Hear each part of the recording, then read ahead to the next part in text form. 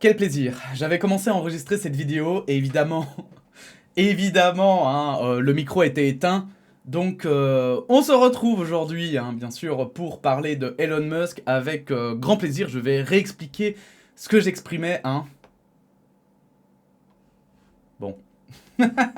Voilà. Euh, donc Elon Musk a acquis Twitter il y a à peu près maintenant une semaine et demie. J'avais dit que j'allais en parler directement, mais au final, j'ai pas eu le temps. Et c'est pas plus mal parce qu'il y a beaucoup d'informations qui sont arrivées et qui ont donné un petit peu la vision qu'avait Elon Musk et les décisions qu'il allait prendre concernant le réseau social. On s'attendait pas à ce que ça aille si vite, mais c'est très très rapide. Et donc j'étais tombé sur un article au moment de l'achat, donc au moment de l'annonce d'Elon Musk qu'il était bien aux commandes de Twitter à partir de maintenant. J'avais trouvé un article où justement il pesait un petit peu les pour et les contre, qui analysait les risques et les avantages pour la plateforme d'avoir été acquise par Elon. Et du coup je me suis dit que c'est l'occasion de voir si les craintes ou les réjouissances du public observateur finalement, des analystes, etc., étaient justes ou si finalement Elon Musk nous a peut-être tous surpris avec des décisions qui n'étaient pas vraiment, on va dire, pardon, mais vues à l'avance, etc., calculées et tout. Bref. On y va, c'est parti, c'est un article de la RTBF, Twitter aux mains d'Elon Musk, quel avenir pour la plateforme et quels risques? L'homme d'affaires Elon Musk, patron de Tesla et de SpaceX, a finalement pris le contrôle de Twitter jeudi, après avoir conclu l'acquisition du réseau social pour 44 milliards de dollars. Donc, 44 milliards de dollars. Il me semble que c'est plus complexe. C'est pas juste lui qui a mis 44 milliards et puis basta. Il me semble que c'est avec d'autres fonds, etc. Mais je pourrais pas venir en détail parce que j'ai vu un fil vite fait passer sur Twitter pour expliquer, mais c'était compliqué. Et en plus, j'ai pas pu vérifier la source. Donc voilà, je dis. Mais donc 44 milliards à voir. Je suis pas sûr qu'il les ait payés en entier. Il échappe ainsi au procès qui le menaçait pour s'être rétracté en juillet de l'accord d'achat datant du mois d'avril. L'homme le plus riche au monde s'offre donc une vitrine média qui lui dit déjà abondamment pour s'exprimer, mais aussi pour influencer l'opinion. Que va-t-il faire du réseau à l'oiseau bleu? Twitter est modéré, a suspendu ou bloqué les comptes de personnalités clivantes comme Donald Trump, ou de mettre fin aux gazouillis de médias russes comme Russia Today et Sputnik. Mais Elon Musk affiche des ambitions singulières. Donc effectivement, Russia Today et Sputnik, ça fait longtemps maintenant, depuis le début de la guerre en Ukraine en fait, qui sont bannis de Twitter. À juste ou à mauvais titre, ça évidemment, c'est à vous d'en juger. On va pas rentrer dans ce débat-là, je pense qu'ici on va surtout parler en vrai du fond de l'affaire, de Twitter en lui-même, des décisions d'Elon Musk et de la manière dont finalement est géré Twitter plutôt que un jugement, on va dire, de valeur sur les décisions qui avaient été prises ou ou on va dire, enfin voilà, je sais pas trop comment le dire, mais on va éviter, on va dire, de rentrer dans trop le fond philosophique finalement de l'affaire. Une autre vision de la modération. Les défenseurs des libertés se sont inquiétés de la vision qu'Elon Musk a partagée. Le multimilliardaire d'origine sud-africaine estime, comme de nombreux conservateurs, que Twitter ne respecte pas suffisamment la liberté d'expression. Ce libertarien juge sa politique de modération des contenus trop stricts. Libertarien, c'est là où je me suis un petit peu méfié. Libertarien, faut quand même faire attention. Donc c'est un terme philosophique, c'est, je pense... une philosophie en elle-même.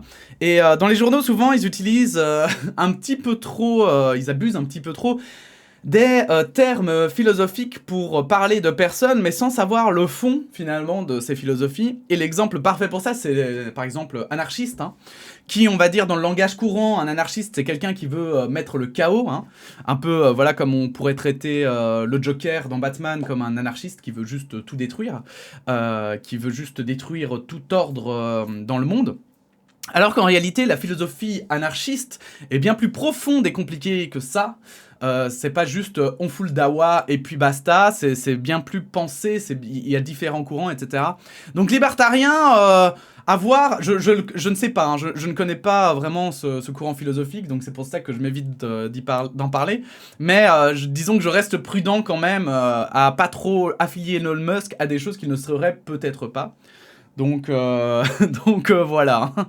On soulignera aussi que la liberté d'expression, évidemment, bon, ça veut tout et rien dire, parce que liberté d'expression... en fait, la liberté d'expression, on va dire, ça veut tout... Ouais, ça veut littéralement tout et rien dire, parce que liberté d'expression a forcément des limites. Par exemple, tu ne peux pas commencer à insulter n'importe qui, n'importe comment. On sait que par exemple dans un débat, ça n'avance pas, ça ne fait pas avancer. Et je veux dire, autant que ce soit à droite, à gauche, extrême gauche, les gens se plaignent. Hein, je voyais encore, il n'y a pas longtemps, des gens qui disaient que voilà, on devrait arrêter de parler par exemple de facho au même titre que woke, par exemple, qui sont tous les deux des insultes, on va dire, de l'extrême gauche et de l'extrême droite. Voilà, je pense que en fait la liberté d'expression, bien sûr, elle doit exister, mais en fait pour qu'elle puisse exister, il faut des règles qui permettent une véritable liberté d'expression. La liberté d'expression, c'est pas juste dire tout ce qui se passe par la tête et puis envoyer bouler tout le reste, quoi, et faire semblant de rien. C'est parce qu'on sait que c'est pas constructif. Ça fait longtemps qu'on sait ça, donc. Voilà quoi, c'est un peu comme voilà, je vais dire justement en parlant on parlait des anarchistes justement. Ben la liberté d'expression en mode on peut tout dire, ça n'a aucun sens au même titre que justement au même titre que si on entendait des anarchistes dire on veut juste le chaos. C'est un peu la même chose, quoi. Ça n'a pas de sens. Évidemment, il faut des règles. Et, et ceux qui proclament la liberté d'expression totale, clairement, selon moi, ne se sont pas assez informés sur ce que signifiait la liberté d'expression, pourquoi est-ce qu'elle est réglementée, justement, pourquoi est-ce qu'on évite de laisser la liberté totale. Et ce sont juste des gens qui se sont dit « Ah ben oui, logiquement, je devrais pouvoir dire ce que je veux ». Mais c'est pas ça la liberté d'expression, c'est bien plus complexe. Premier pas dans ce qui risque de ressembler à un électrochoc, Elon Musk a immédiatement licencié le patron Parag Agrawal et deux autres dirigeants, le directeur financier Ned Siegel et la responsable juridique Vijaya Gadde. La conséquence de leur différence de vision. Mais n'est-ce pas la porte ouverte à la haine et la désinformation ? C'est la crainte de plusieurs ONG de défense de droits fondamentaux qui appellent les régulateurs à examiner de près le projet du patron de Tesla. Ce ne sont pas les seuls d'ailleurs, et c'est intéressant à voir qu'il y a aussi des marques qui ont montré leur inquiétude par rapport à ces valeurs. Alors évidemment, ce n'est pas pour les mêmes motivations, mais les conséquences sont au final les mêmes. Bref, on aura l'occasion d'en parler juste après. Twitter lui-même reconnaît, enquête à l'appui, être susceptible de favoriser les publications de droite, voire d'extrême droite, qui génèrent plus d'interactions. C'est dû à l'algorithme qui amplifie plus les publications de droite que celles de gauche. Et ça, d'ailleurs, c'est assez dingue, parce que je voyais, en fait, on va aussi avoir l'occasion de parler de Mastodon. Pour ceux qui ne connaissent pas, c'est un petit peu... c'est une des alternatives de Twitter. Et en fait, c'est assez dingue, parce que... parce que justement, il y avait quelqu'un qui disait... je voyais ça par rapport... alors, je vais me remettre comme ça, parce que j'ai oublié de chercher... justement un truc, mais voilà. Mais donc, effectivement, en fait, par rapport aux algorithmes, il y avait quelqu'un qui disait qu'on était totalement dépendant des algorithmes et que c'est pour ça que plein de gens n'allaient jamais quitter Twitter, parce que justement, l'algorithme permettait d'avoir des informations qui nous intéressent, de pouvoir regarder à gauche, à droite, etc. etc. Et en fait, je savais entendre de cette personne, effectivement, en fait, il ne voulait pas dire qu'il fallait absolument... un algorithme et celui de Twitter était parfait, c'est pas ça qu'il voulait dire, mais il voulait dire que, en fait, on ne pouvait pas se passer des algorithmes parce qu'ils étaient quand même efficaces pour nous permettre de faire un tri dans le flot d'informations qui sont affichées en fait sur Twitter. Et je trouve que enfin, en partie, il a raison, le point qu'il soulève est intéressant, mais je trouvais que malheureusement, la façon dont il le disait était assez mal exprimée à mon sens, parce que on aurait vraiment dit qu'il disait « Mais non, mais on va rester sur Twitter parce que l'algorithme, il est bien ». Or moi je crois que justement, si tout à coup on voit que des publications d'extrême droite et de droite, bon, ben, ça va commencer à devenir un petit peu relou, mais même, je veux dire, pour tout le monde, hein, pas juste pour les gens de gauche ou d'extrême gauche. Je pense que même des gens de droite qui en ont marre, voilà, typiquement, je veux dire, nous ici, qui sommes sur la parenthèse, et qui cherchons justement l'opposition, qui cherchons un petit peu des informations différentes, des opinions différentes, bah ça va vite nous saouler, quoi. Soyons honnêtes, ça va très vite nous saouler, donc bon. Bon, on verra. Le débat d'idées d'extrême, le clash permanent, c'est le modèle de Twitter, par opposition à Facebook, dont les algorithmes sont conçus pour maximiser le temps passé sur la plateforme en créant des bulles, des contenus qui vont dans le sens de l'internaute. Elon Musk entend continuer la logique de l'affrontement sur Twitter. Et ça, c'est intéressant au moins. La Fédération internationale des journalistes condamne le rachat de Twitter par l'homme d'affaires, y voyant une menace pour la liberté de la presse pour ses critiques de politique de modération de contenu et à cause de la concentration de pouvoir. Les fédérations critiquent aussi la volonté d'Elon Musk d'authentifier tous les utilisateurs du réseau social, estimant que l'absence d'anonymat remettrait sérieusement en cause la protection de nombreux journalistes et sources à travers le monde qui prennent des risques en affrontant des intérêts puissants. Bref, ce rachat mettrait, au contraire de ce qu'affirme Elon Musk, en danger la liberté d'expression. Et en fait, c'est tout à fait logique, en fait. Et on aura encore une fois l'occasion de revenir sur cette histoire de badge, parce que maintenant on a beaucoup plus d'infos. Mais en fait, oui, Elon Musk a vraiment une vision très, très étrange et très dérangeante de la liberté d'expression. En dehors, alors je vais pas encore rentrer dans les critiques que j'ai à faire d'Elon Musk, hein, mais plutôt justement sur le fond même en fait de la certification. Il oublie un petit peu à quoi sert la certification. C'est pas juste un badge bleu qu'on appose de base, ça n'a pas été pensé juste pour ah ouais, trop bien, regardez, je suis un influenceur MDR, yes. En fait, les badges bleus et tout, ça vient d'une nécessité. D'ailleurs, sur YouTube, c'est la même chose. Sur plein d'autres sites, c'est la même chose. C'est avec le nombre de scams et le nombre de faux comptes, ça vient d'une nécessité en fait de faire la différence entre les vrais comptes et les faux comptes.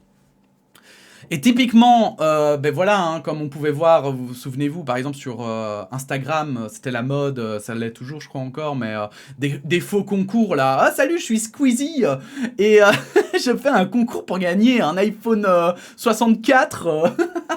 Mais pour ça, il faut que tu me donnes 500 balles. Enfin voilà, et ça, il y en a qui se sont fait piéger. Et donc le badge de certification, ça permet d'être sûr, et notamment aussi par exemple pour les screens qui sont partagés par des gens qui se plaignent de certaines choses, de comportements de la part d'influenceurs, etc. Ça permet de savoir que les messages sont réels. Bon, attendez, j'avais oublié de me mettre en lecture, du coup, je vous montre. Ça empêche, en fait, de clarifier, de montrer que les messages sont véridiques et qu'on ne peut pas... Voilà, que c'est pas si simple de les remettre en question. Vous voyez ce que je veux dire ? Ça donnait une sorte, justement, d'authentification. Et là, du coup, ça va être vraiment compliqué. Ça va être vraiment chaud de faire la différence entre les vrais et les faux comptes, quoi. Un difficile équilibre entre rentabilité et idéaux de liberté. Pour Nicolas Van Zeebroek, professeur d'économie et de stratégie numérique à l'ULB, le projet d'Elon Musk en achetant Twitter est double. À la fois rendre Twitter plus rentable et compatible avec ses idéaux de liberté absolue d'expression. Mais c'est le grand écart car en général, le contenu polémique et extrémiste a tendance à faire fuir les annonceurs qui constituent 90% des revenus actuels de Twitter. Ils n'ont pas envie de voir leur publicité côtoyer des contenus polémiques parfois extrêmes. Un équilibre pas facile à trouver et qui pourrait aussi faire partir des utilisateurs. Elon Musk tente de rassurer en affirmant vouloir permettre à toutes les opinions de s'exprimer sur les réseaux sociaux sans en faire une plateforme infernale où tout serait permis. Mais juste, en fait, c'est ça qui est compliqué. C'est qu'à partir du moment où tu permets, je vais dire, les expressions extrêmes. Mais quand je parle d'expressions extrêmes, je parle même pas juste d'opinions extrêmes. Par exemple, je vais dire, pour moi, ce qui est d'une opinion extrême, par exemple, c'est de dire, moi je trouve que tous les immigrés devraient être renvoyés chez eux, par exemple. Oui, effectivement, c'est une opinion que je ne partage pas et que tout le monde ne partage pas, mais ça veut pas pour autant dire qu'on ne peut pas l'exprimer. Et d'ailleurs, Clément Viktorovitch avait parlé de ça sur Twitch et c'était très intéressant parce que lui-même, donc il y a un député, c'est une autre nouvelle, mais il y a un député à l'Assemblée nationale qui a crié qu'il rentre en Afrique lorsqu'un député noir de la NUPES, donc de la gauche, était en train de parler. Et en fait, apparemment, selon le compte-rendu, effectivement, il parlait bien en fait de la migration et pas du député en lui-même. Mais c'est vrai que quand tu regardes la séquence, t'as vraiment l'impression qu'il parle du député, et ça c'est problématique puisque c'est du racisme du coup. Alors qu'en fait, s'il parle effectivement de la migration, mais en fait, ça devient en fait, c'est triste que des gens pensent comme ça, mais ça devient en fait une idée et une opinion. Et je pense que c'est là où il a raison, c'est que si on veut un espace de liberté d'expression dans lequel on peut confronter toutes les idées, comme le Parlement, hein, eh bien il faut permettre aussi aux gens qui ont des idées extrêmes de pouvoir le dire. Je vais dire, ce serait comme si la gauche disait « Ah, acceptons-les tous », on va pas condamner un député pour dire ça, autant que voilà, on ne condamnera pas un député de donner cette idée-là, parce qu'en fait, justement, le but de l'Assemblée nationale et d'un parlement en général, c'est de pouvoir exprimer toutes les idées librement, pour pouvoir en débattre et trouver finalement le meilleur compromis possible. Alors bon, en France, les compromis, c'est un peu compliqué, mais bon, bref. Que fera Elon Musk pour se redresser le bilan financier de Twitter ? Selon un article du Washington Post, il a prévu de licencier 75% de son personnel et de retirer l'entreprise de la bourse new-yorkaise, ce qui mettrait fin à son obligation de communiquer au public des informations sur sa santé financière. Reste à voir ce que le nouveau maître de Twitter décidera. Ah, ça c'est pratique, hein, effectivement, de cacher la santé financière de l'entreprise. Bon. C'est surtout pratique, je pense, fiscalement. Mais bon, bref. L'Europe fixe ses règles. Des marques qui vont donc limiter cette logique de Twitter qu'Elon Musk entend encourager, des utilisateurs qui pourraient lui tourner le dos. Mais il y a aussi les balises posées par les autorités. Le réseau social américain Twitter devra s'adapter totalement aux règles européennes, quelles que soient les orientations du nouvel actionnaire en matière de liberté d'expression, estime le commissaire européen au marché intérieur Thierry Breton, qui s'est empressé d'aller l'expliquer en personne au printemps dernier à Elon Musk. Le Digital Services Act européen s'applique aussi à Twitter à partir de janvier 2023. Elon Musk a répondu qu'il respecterait ce cadre réglementaire européen. Ce qui n'a pas empêché le commissaire européen d'envoyer un petit rappel ce vendredi matin sur Twitter. Hello Elon Musk. Alors bon, par contre, il a l'air un peu vieux, bon c'est pas grave. Il n'y a pas d'âge pour s'occuper du numérique, hein, mais c'est juste que souvent les personnes plus âgées sont plus en fracture numérique que les jeunes. Mais bon, qui sait je ne connais pas Thierry Breton, je ne sais pas ses compétences, donc peut-être qu'il est totalement compétent. In Europe, donc il dit, en Europe, l'oiseau va voler par nos règles. Parce que Elon Musk avait tweeté, l'oiseau est libre. On peut dire qu'en tout cas, franchement, c'est très marrant. C'est très marrant, il a bien répondu. On peut lui laisser ça. Mais en attendant, il a quand même raison. C'est quand même un point assez intéressant. C'est qu'en Europe, on est quand même beaucoup plus strict concernant les règles de liberté d'expression et surtout leur application, en fait, hein, par rapport à l'Amérique. Donc, si, je pense, Elon Musk ne respecte pas ces règles et surtout qu'en plus, Twitter fait partie des grosses pointures que tout le monde veut voir un jour descendre, je pense que l'Union européenne n'attend que ça, hein, que Twitter ne respecte pas leurs règles pour l'interdire en Europe et que ça devienne un réseau social de niche américain où il n'y a plus que des Américains entre eux qui discutent. Ou des Européens avec des VPN. Le commissaire européen a mis un lien vers une vidéo publiée en mai dernier le montrant aux côtés d'Elon Musk qui assurait être sur la même longueur d'onde que lui à propos de la nouvelle réglementation de l'UE sur le numérique et ses obligations imposées aux plateformes en matière de modération de contenu. Le règlement sur les services numériques imposera le retrait rapide de tout contenu illicite selon les lois nationales et européennes dès qu'une plateforme en aura connaissance. Il contraindra les réseaux sociaux à suspendre les utilisateurs violant fréquemment la loi. Il impose aux très grandes plateformes, celles comptant plus de 45 millions d'utilisateurs actifs dans l'Union européenne, d'évaluer elles-mêmes les risques liés à l'utilisation de leurs services et de mettre en place les moyens appropriés pour retirer des contenus problématiques. Elles se verront imposer une transparence accrue sur leurs algorithmes et seront auditées une fois par an par des organismes indépendants. C'est très intéressant quand même. C'est intriguant de voir ce que ça va donner parce que c'est très, très dur comme règle. Et, mais en même temps, je vois pas trop de négatifs là derrière. Puisqu'en plus ce seront des organismes indépendants qui vont vérifier tout ça, donc pas affiliés à normalement politiquement ou à un État. Donc ça pourrait être très intéressant de voir ce qui va sortir de tout ça. Russia Today et Sputnik bloqués.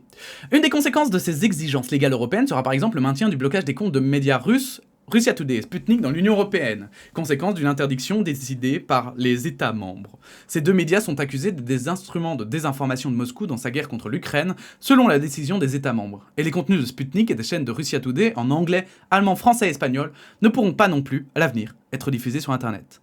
La rédactrice en chef des médias officiels russes a aussi demandé à Elon Musk de rétablir les comptes de Russia Today et Sputnik. Évidemment, elle va tenter de, voilà, hein, de profiter du changement de direction pour, pour récupérer les comptes.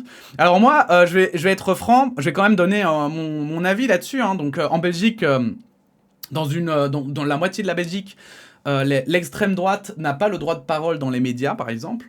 Et du coup, c'est vrai que je le répète toujours, mais je trouve que c'est un laboratoire intéressant, du coup, la Belgique, à ce niveau-là. Et en fait, ce que je remarque, en fait, moi c'est plus ça que je vais dire, c'est que Russia Today et Sputnik, le problème, c'est pas tant que ce sont... parce qu'en fait, souvent, il y en a qui confondent censure et justement propagation de fake news, en fait, tout simplement. Et en fait, avoir un avis différent, ce n'est pas forcément des fake news, d'accord? Donc en fait, vous pouvez donner une information si elle est sourcée et que vos sources en fait sont fiables, notamment, ou qu'elles peuvent être vérifiées, etc. Alors effectivement, on ne peut pas vous retirer le droit d'avoir une opinion différente. Donc typiquement, par exemple, on va dire pour la guerre en Ukraine avec la Russie, vous pouvez par exemple défendre parfois certaines actions de la Russie en disant ben voilà, j'ai vu ça ici, et ici, eux-mêmes reprennent des informations par exemple du terrain, etc. Donc en fait, si vous voulez, dans l'analyse, hein, avec les faits qu'on a, dans l'analyse, vous pouvez, il y a plein de façons d'analyser différentes, et c'est pas le problème. C'est pas du tout ça qui dérange, par exemple, par rapport à Russia Today et Sputnik. En fait, ce qui dérange dans ces médias-là, c'est qu'on sait que ces médias sont contrôlés par un pouvoir qui en profite pour diffuser des fausses informations sans aucun fondement. Juste en inventant des choses. Et ils font passer ça pour des informations officielles. Donc, pour moi, je pense qu'il est vraiment temps que l'Union européenne se penche effectivement sur ces journaux contrôlés par des gouvernements. Je pense que d'ailleurs ça devrait être généralisé en fait. Hein. Que tous les journaux qui n'ont pas une certaine indépendance, il faudrait des règles pour ça, une certaine indépendance vis-à-vis d'une politique ou d'un gouvernement pourraient effectivement se voir interdire de réseaux sociaux. Parce que le problème c'est que, comme je le disais, la liberté d'expression, c'est pas pouvoir dire tout et n'importe quoi. Je peux pas, par exemple, accuser quelqu'un, par exemple, de, je sais pas moi, d'être un voleur, sans avoir des preuves ou des choses, des fondements qui me font penser qu'il est un voleur. Et c'est un peu ce que font Russia Today et Sputnik. Ils disent des trucs, mais on sait pas les vérifier, on sait pas d'où ça sort, c'est source parfois gouvernement, mais le gouvernement, voilà, il dit tout et n'importe quoi en Russie, donc difficile de savoir, quoi, et ça ne s'appuie sur rien. Et c'est là où c'est très compliqué pour moi. Et c'est pour ça que pour moi, ces médias-là, en fait, il faudrait une certaine, on va dire, une certaine charte éthique dans laquelle ces médias, que les médias doivent respecter pour pouvoir être acceptés par rapport à ces comptes-là. Mais évidemment, la charte éthique, ça ne doit pas être non plus hyper restrictif. Hein. Moi, je parle vraiment d'une charte éthique générale qui permettrait effectivement d'éviter, on va dire, que n'importe quel guignol qui veut juste manipuler les gens, parce que c'est ça au final, en prenant des articles qu'il invente lui-même, par exemple, ça c'est déjà vu, des journaux avec des grands guillemets, mais qui créent eux-mêmes leurs articles sur base d'autres articles qu'ils ont écrits eux-mêmes. Donc bon, oui, effectivement, si ta source c'est toi-même, c'est vrai que c'est plus facile de dire, de faire semblant que c'est la vérité. Enfin bon, bref. Donc moi, je suis plutôt favorable à ce genre de bannissement. Il faudra donc qu'Elon Musk trouve un équilibre entre sa volonté de faire de Twitter un instrument de liberté absolue et la réglementation qui devient de plus en plus contraignante en matière de modération, mais aussi de fonctionnement des algorithmes. Ils seront tenus pour responsables en cas de dérapage sur la plateforme et il faudra bien qu'Elon Musk, qu'il le veuille ou non, mette un peu d'eau dans son vin et fixe des limites, affirme Nicolas Van Zeebroek. Il aimerait bien déplacer le curseur mais ne pourra pas le mettre n'importe où. Les annonceurs, les employés ne vont pas laisser faire tout et n'importe quoi. Un n'importe quoi qui a déjà causé des tiraillements entre Elon Musk et Volodymyr Zelensky. Le président ukrainien n'a pas apprécié la proposition du multimilliardaire pour mettre fin à l'invasion russe de son pays.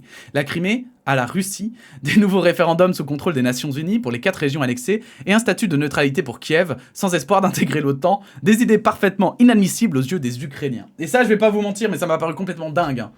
Complètement dingue. Déjà, Elon Musk, il faut pas oublier qu'il est expert en rien du tout, d'accord?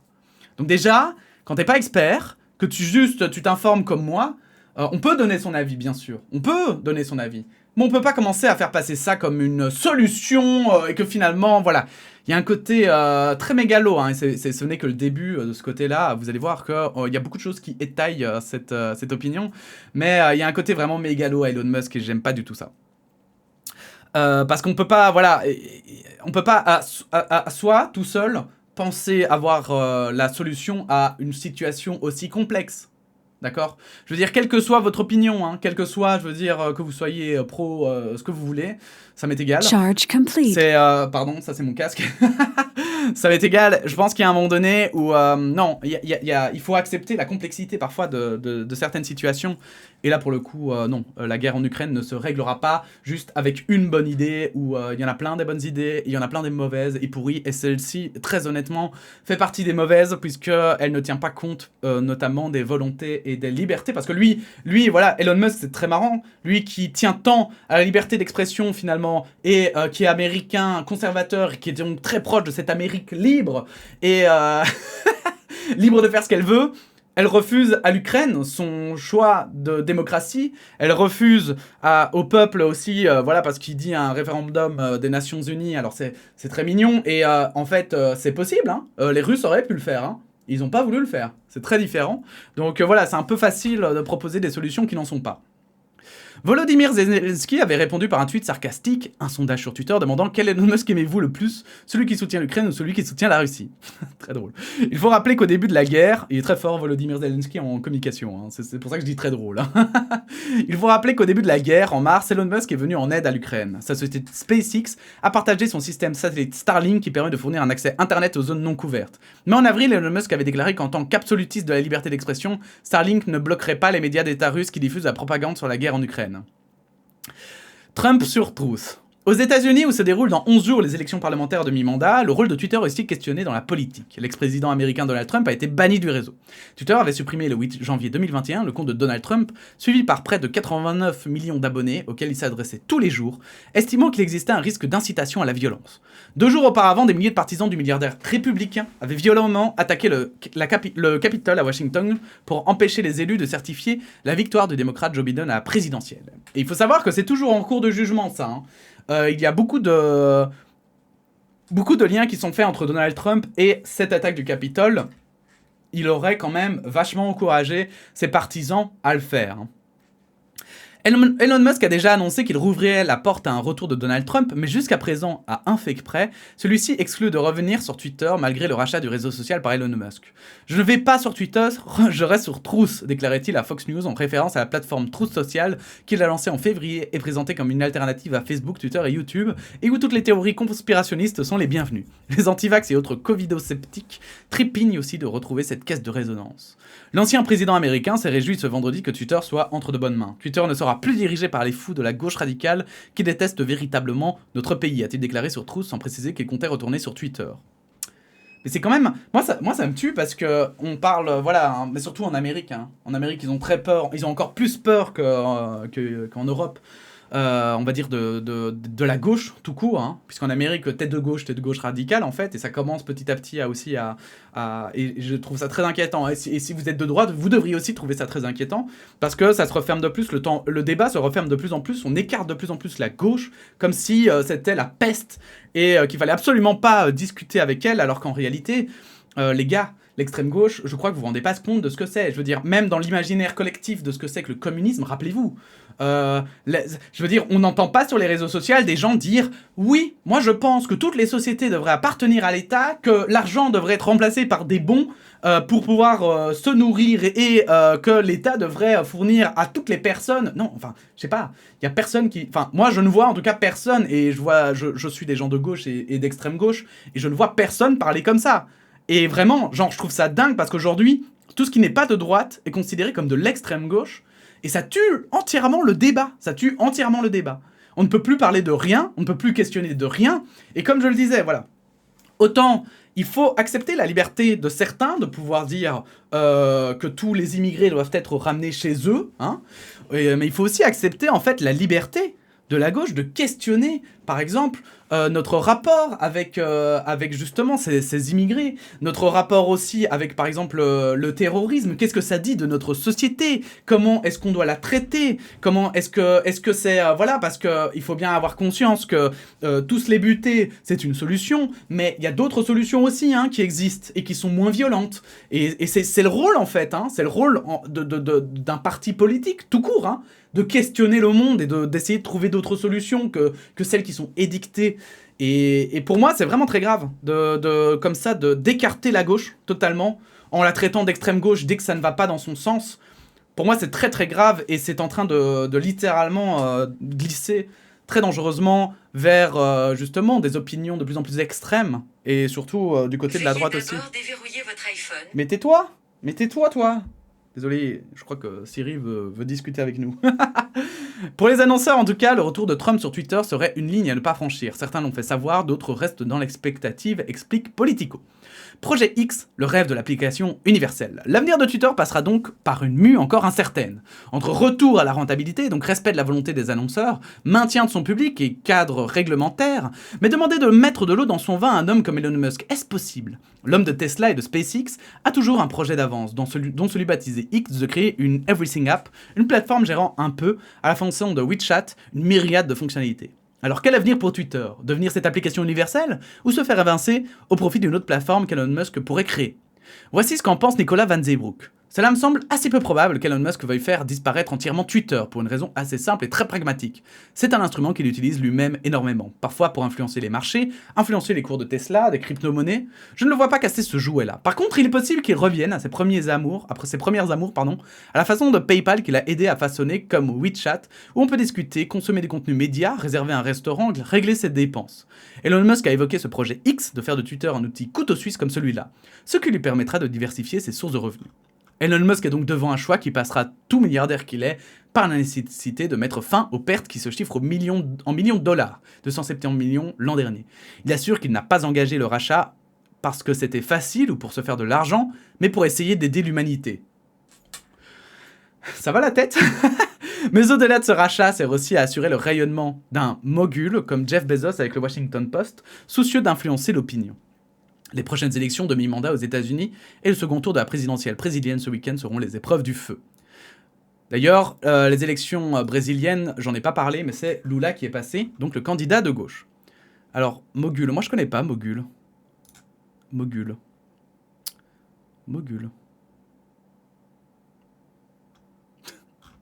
Je vois mongol, mais je vois pas mogul. Ah, an important, a successful person, a magnate. D'accord. Donc un mania, une personne pleine de succès. D'accord. C'est ça, mogul. Je connaissais pas. Ok, alors du coup, en fait, maintenant qu'on a lu cet article, on va un petit peu repasser en revue ce qui s'est passé cette dernière semaine et demie. Désolé, cette vidéo va être visiblement très longue. On va repasser un petit peu en revue les dernières décisions qui ont été faites vis-à-vis d'Elon Musk sur Twitter. Et on va commencer par ici, le Defecator, qui l'avait dit le 5 novembre, donc c'est il y a 2 jours. C'était le début des emmerdes. Et il expliquait pourquoi, finalement, puisqu'on avait appris que effectivement, Elon Musk avait fait des licenciements, mais on ne savait pas qui et combien. Donc, on savait à peu près que c'était 50% des gens, mais c'était tout. Bref.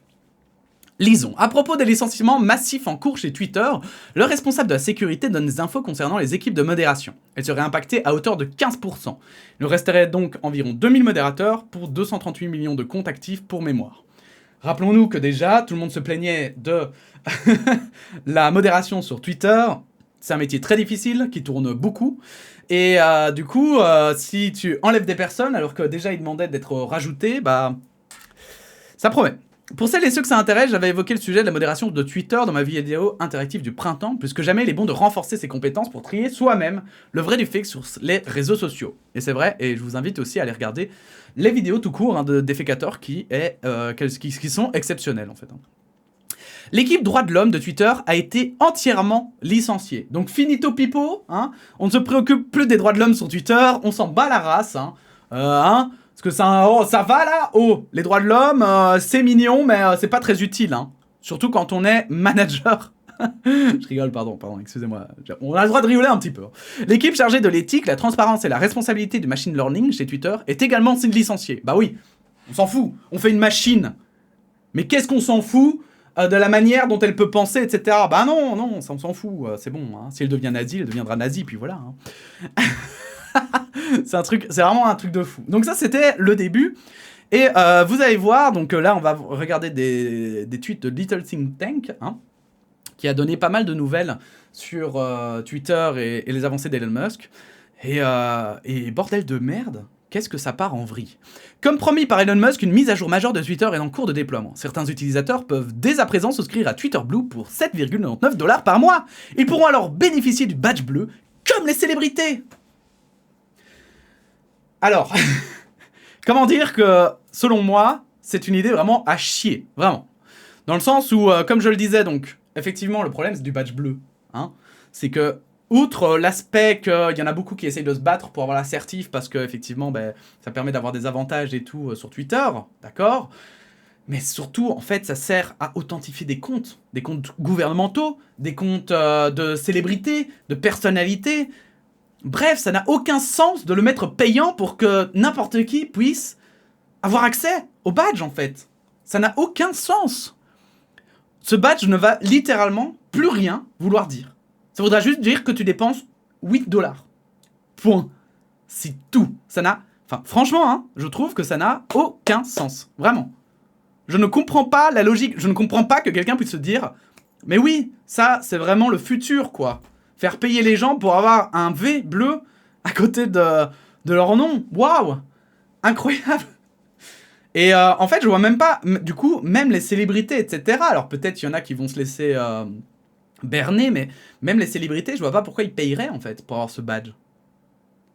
Moi, je suis une célébrité, je me dis, bah tant pis, en fait. Au pire, je change de réseau social. C'est pas comme si on n'avait pas d'autres. C'est pas comme si Twitter était le seul réseau social qui existait, vous voyez? Et encore heureux, purée. Donc vraiment, cette idée me paraît complètement à côté de la plaque. Mais vraiment à côté de la plaque. Mais bon, voilà, moi je suis pas... voilà, à ce moment-là, quand ils le disent, moi, je me dis ok, au pire, on s'en fout, c'est pas très important. Je vais dire, les licenciements me dérangent plus par rapport à l'éthique et ce que va devenir Twitter que le badge bleu payant. Bon, tant pis, dans le pire des cas, voilà, ceux qui veulent payer, ils payent, ceux qui veulent pas, tant pis, et puis voilà. Twitter doit devenir de loin la source d'information la plus précise sur le monde, c'est notre mission, dit Elon Musk. Et il rajoute là-dessus, hein, répondant à quelqu'un qui critique la monétisation de la certification, Elon Musk déclare que les journalistes représentent le problème et se pense être la seule source d'information légitime, s'agissant là d'un gros mensonge. Vous commencez à sentir que ça pue le caca, ça? Parce que, en fait, moi j'ai un vrai problème, hein, c'est... oui, bien sûr, oui, il y a des mauvais journalistes, oui. Et comme soulignait quelqu'un, l'histoire nous a montré qu'on ne pouvait pas toujours se fier aux journalistes. Mais l'histoire nous a montré aussi que on ne peut pas toujours on ne peut pas toujours se méfier des journalistes. Voilà. Parfois les journalistes, ils sortent des scandales et ils le font très bien. Parfois des journalistes, ils font des articles incroyables sur les gouvernements, sur les fraudes, et seuls eux, parce que c'est leur métier, qu'ils ont le temps, ils ont les sources, ils ont la connaissance pour pouvoir le faire et produire ça. Et moi, voilà, je veux dire, moi, si je veux être journaliste indépendant maintenant, je peux faire ce que je veux, je peux devenir journaliste internaute, ça n'empêchera pas que je n'ai pas, tant que ce n'est pas mon métier principal, et quand même que je n'ai pas certaines connaissances et une certaine expérience, je ne vais pas pouvoir quand même faire un certain métier, un certain travail que font les journalistes. C'est débile, c'est un peu comme dire, je sais pas moi, mécanicien, oui, tout le monde peut devenir mécanicien, hein. Oh, y a pas que les mécaniciens qui savent réparer des voitures, d'accord ? Oui, alors c'est vrai, il y a des gens qui sont pas mécaniciens qui savent réparer des voitures. Mais ça veut pas dire que n'importe quel pignouf dans la rue, c'est réparer des voitures, putain de merde. Et les mécaniciens, il y en a des bons, il y en a des mauvais, il y en a qui vont t'arnaquer, il y en a qui au contraire vont te faire des super bons prix parce que c'est leur passion et qu'ils se disent moi je m'en fous, je suis heureux dans mon métier, ok. Mais du coup, c'est débile en fait. Cette logique pour moi vraiment est débile. Pour moi c'est fou en fait. Il y a vraiment on parlait de mégalomanie. Pour moi Elon Musk est l'exemple même du mégalomane. Il y a vraiment quelque chose derrière Elon Musk qui est parti en couille, mais sévère, mais vraiment sévère. Parce que autant déjà être, t'es riche parce que t'as eu de la chance ou pas, parce que t'as eu du succès, etc. Ok, pas de problème. Mais j'ai l'impression qu'Elon Musk, il oublie qu'en fait, à chaque fois que tu fais une nouvelle société, c'est pas parce que t'as réussi tes précédentes que celle-ci va fonctionner. Chaque nouvelle société que tu récupères, que tu achètes, que tu crées, en fait, c'est ça, je vais dire un peu le danger de l'entrepreneuriat. Hein. C'est qu'en fait, t'as pas, je sais pas comment dire, mais il n'y a pas de formule magique pour que ça fonctionne à tous les coups, en fait. Pour qu'une société cartonne quoi qu'il arrive. Ça n'existe pas. Ça n'existe pas. Ça s'appelle être un dieu, ça. Donc non, moi j'ai un vrai souci avec ça. Je pense que cette manière de penser est vraiment énormément problématique et aussi complètement à côté de la plaque. Moi, ce que j'ai l'impression de voir, c'est qu'Elon Musk est très frustré parce qu'il y a des gens qui n'ont pas été d'accord avec lui et qui pouvaient le lui dire qu'il a remarqué que Twitter essayait, à cause de pression justement, que ce soit de l'Union Européenne, mais aussi de leurs publicitaires, hein, parce que c'est vrai que je crois que je l'ai pas pris du coup. Je regarde, hein. Ouais, je l'ai pas pris, c'est con. Mais effectivement, il y a des marques qui commencent déjà à se retirer. Parce que Elon Musk a débanni certains comptes, parce qu'il permet beaucoup plus de liberté d'expression. Mais donc, imaginez, vous êtes une marque, et tout à coup, vous avez votre pub qui est devant un mec qui dit « Ouais, moi je trouve qu'il faudrait tuer tous les X groupes de personnes. » Bah putain, tu te fais « Bah non, je veux pas avoir ma marque devant. » Surtout qu'il y a toujours des internautes qui sont là pour le relever, vous voyez. Et que, en fait, il faut savoir que dans la publicité, on joue beaucoup avec la visibilité et l'association, vous savez. Donc en fait, les publicités, elles veulent toujours être associées à une image positive, à quelque chose qui va faire plaisir aux gens. Donc typiquement, voilà, c'est pour ça qu'en fait, ils veulent une régulation, les marques. C'est parce que, par exemple, c'est pour ça que YouTube est très intéressant pour les marques. Quand tu vas regarder une vidéo sur YouTube, normalement, tu sais plus ou moins dans quoi tu t'engages. Et donc, tu vas être content, c'est un divertissement, tu vois. Et tu vas associer la publicité à un divertissement, à quelque chose de chouette, de positif. Et ils veulent absolument pas que ça s'associe à quelque chose de négatif. Parce qu'en fait, inconsciemment, ça aura un impact. Donc, forcément, si Twitter commence à tout permettre, eux, ils vont se dégager. Et c'est déjà le cas, ça commence déjà. Et ça me fait trop rire parce que derrière, il y a Elon Musk qui dit « Ouais, non, il trouve toujours des excuses. Hein. Non, mais en fait, voilà, les marques, elles partent parce que ce sont des extrémistes de gauche. Les marques, elles partent parce qu'en fait, voilà. » Mais c'est jamais de sa faute. Je vous invite à lire ses tweets. Il ne voit aucun problème chez lui. Il a viré tout le conseil d'administration, il est seul aux commandes. Et en fait, comment est-ce que tu peux penser, en fait, pour moi déjà, humainement, comment est-ce que tu peux être perdu, humainement, au point de croire que tu as une vérité absolue? Qu'en fait, t'es tellement intelligent que tu peux tout gérer tout seul. Je pense que, vraiment, il y a un espèce de syndrome, là, qui se présente. Et parce qu'en fait, je pense que Elon Musk est complètement dépassé par son argent et sa vie, en fait. Et je crois que la différence, en fait, avec Twitter par rapport aux autres sociétés qu'il a faites, c'est que PayPal, en fait, c'est, on va dire, associé un petit peu aux échanges monétaires, etc. Il a dû prendre des gens qui s'y connaissaient dedans. Tesla et SpaceX, pareil. Il faut des ingénieurs, il faut des constructeurs, il faut des professionnels dans ces catégories. Et j'ai l'impression que pour Twitter, en fait, il s'est dit « Non, moi, c'est bon, je connais tout, je sais tout. Twitter, il n'y a pas besoin de professionnels. Moi, je sais comment ça marche. J'ai ma vision et c'est la bonne. » Mais alors moi, je pense que là, c'est une erreur, et c'est une erreur que tout, dans l'histoire de l'humanité, tous les grands dirigeants, toutes les personnes de pouvoir ont fait au moins une fois. C'est de croire qu'ils étaient en quelque sorte bénis par les dieux, que eux, en fait, tout ce qu'ils touchaient, c'est un peu Midas, hein, tout ce qu'ils touchaient devenait de l'or. Et je pense que là, Elon Musk part complètement en vrille là-dedans. Et là-dessus, je trouve que cette phrase le montre très bien. Une vérification généralisée sur Twitter démocratisera le journalisme et donnera plus de poids à la voix du peuple. C'est une phrase littéralement d'Elon Musk qui ne veut rien dire. C'est quoi la voix du peuple? Il n'y a pas une seule voix du peuple, évidemment. C'est bien pour ça qu'en fait, les démocraties, il y a des échanges, il y a des débats aussi virulents parfois. Hein. Il y a des débats qui sont aussi violents, qui sont aussi passionnés. Et bah, c'est justement parce qu'il n'y a pas une seule voix au peuple. Il y a plusieurs voix en fonction de la vie de chacun, en fonction de son expérience, etc. alors du coup, tu vas donner quelle voix à quel peuple?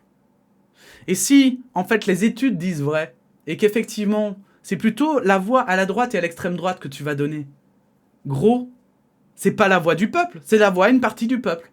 Mais tu vas lui donner un avantage. Et donc, en fait, est-ce que c'est vraiment à la voix du peuple que tu vas donner du pouvoir, ou est-ce que ça va simplement être aux gens qui pensent comme toi, en fait? Et je pense que là, Elon Musk, c'est vraiment ce qu'il est en train de faire. En fait, il est en train de faire comme Donald Trump, c'est-à-dire un réseau social à son image. Et du coup, en fait, les gens fuient. Et c'est pour ça que je voulais vous parler quand même, un petit peu, mais aussi du coup, des avantages et des inconvénients que j'ai pu voir. Je voulais vous parler de Mastodon. Voilà. Mastodon, c'est en fait un équivalent de Twitter. Oui, pardon, j'avais pas vu vous montrer sa citation. De toute façon, toutes les sources sont dans la description. Quand je les montre pas, si vous voulez aller les voir, n'hésitez pas. Mais donc Mastodon, c'est un espèce de Twitter bis. Alors un peu bizarre avec un système de serveurs, etc. Donc je vais essayer de résumer ça très simplement. En fait, ça paraît compliqué au début, et puis une fois que t'es dedans, c'est tranquille. En fait, voilà, c'est un fonctionnement, il faut juste s'y habituer. Et comme c'est aussi, voilà, c'est plus libre et que ça n'a pas les mêmes moyens évidemment que Twitter, on part évidemment sur quelque chose qui est beaucoup plus, pour le moment, qui est beaucoup plus différent, dans le sens, c'est un peu un vieux Twitter, vous voyez.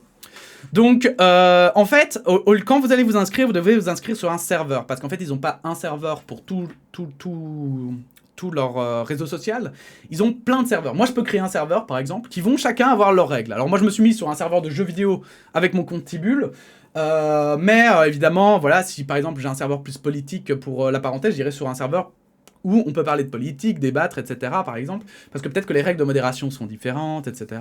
Bref. Maintenant, très honnêtement, le serveur, c'est important, mais pas tellement que ça, parce qu'en fait, choisir un serveur, c'est surtout les règles qui sont importantes, parce que après, vous aurez accès à toutes les personnes de tout le réseau social, qu'importe le serveur. Alors maintenant, ça veut dire aussi que, en fait, vous allez pouvoir, notamment, fil public local, ça permet de voir les gens qui sont sur le serveur, en fait, sur le même serveur que vous, et qui publient des choses.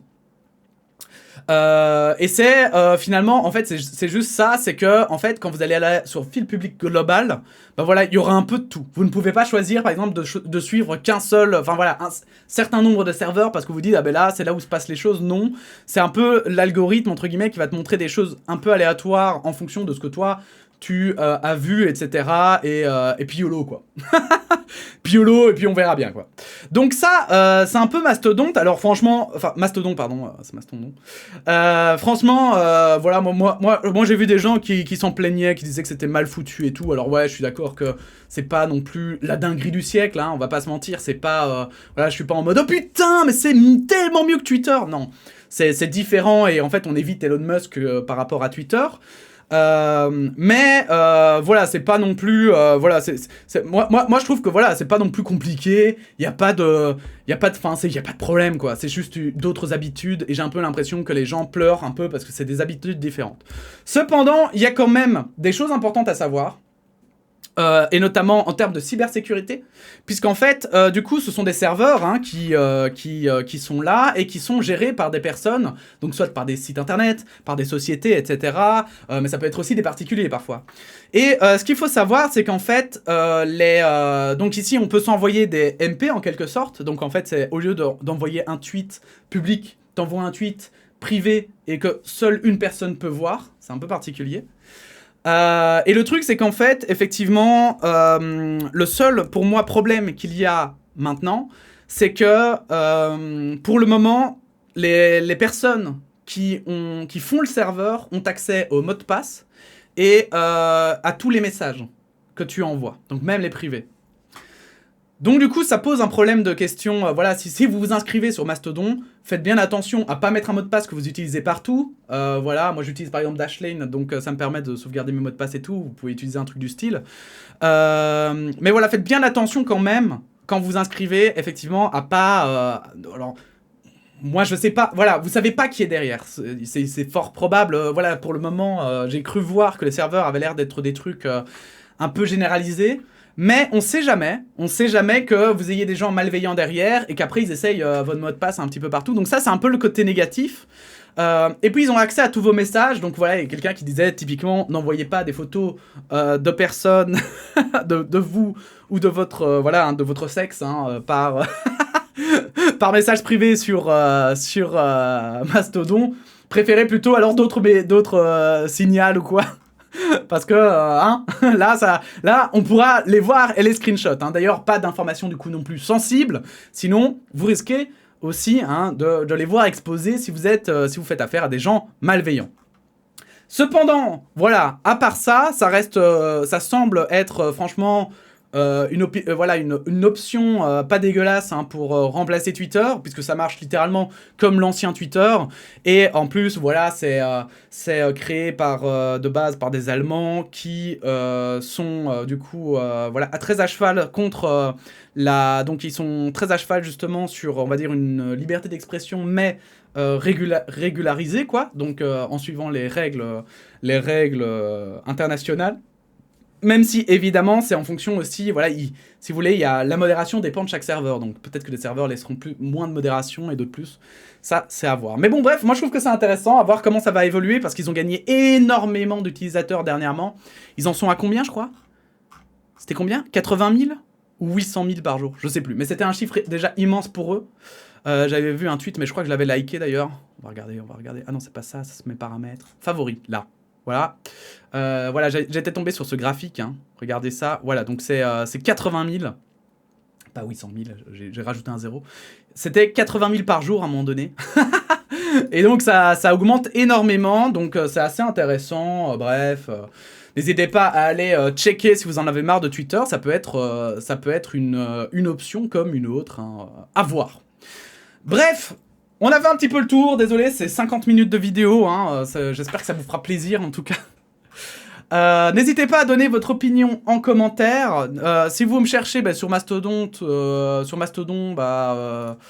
fait non, pour le moment j'en parle pas trop. En plus ici c'est pas trop la parenthèse, ça n'a rien à voir avec Tibulle, donc pas très intéressant. Mais si vous mettez @Tibulle, de toute façon vous me trouverez normalement. Sinon, n'hésitez pas à donner votre opinion en commentaire, c'est toujours important. N'hésitez pas à liker cette vidéo si elle vous a plu. N'hésitez pas à la partager, à en faire ce que vous voulez. Bref, faites-en ce que vous voulez. À vous abonner. Et puis sinon, on se dit à bientôt pour de nouvelles actualités. Voilà. Allez, à plus.